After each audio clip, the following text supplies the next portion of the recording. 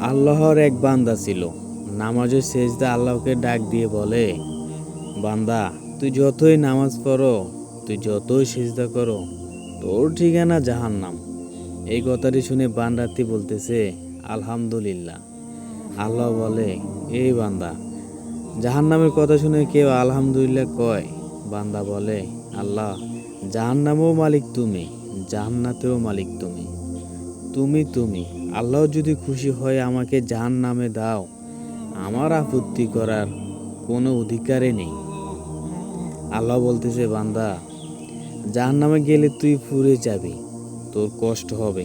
বান্দা বলে, আল্লাহ, কষ্ট শুধু আমার হবে না, তোমারও হবে। আল্লাহ বলে, তুই পড়বি জাহান্নামে, আমার কষ্ট হবে কেমনে? বান্দা বলে, আল্লাহ, মায়ের কোলে সন্তান যদি পানিতে পড়ে যায়, তাহলে দুনিয়ার কোনো মা যেমন দূরে দাঁড়িয়ে থাকতে পারে না, দৌড়ে গিয়ে বাচ্চাকে কোলে নেয়, আমার বিশ্বাস ওই মায়ের চেয়েও কোটি কোটি গুণ দয়া তোমার বেশি। আমাকে জাহান্নামে দিলে তুমি আল্লাহ শান্তি পাবে না। আল্লাহ বলে, বান্দা, তুই এই দলিল পালি কই?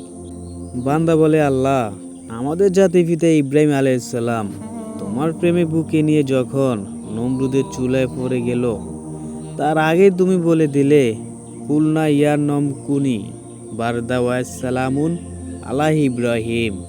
আমার দিকে তাকিয়ে দেখো, আমার কলিজা ভরে শুধু তোমার আছো, আর অন্য কারো জায়গা নাই। আল্লাহর বান্দা বলে, আমার প্রেমের ভক্তি নিয়ে যদি কেউ জাহান্নামেও যায়, আমি জাহান্নাম থেকে জান্নাত বানিয়ে দেব। সুবহান আল্লাহ।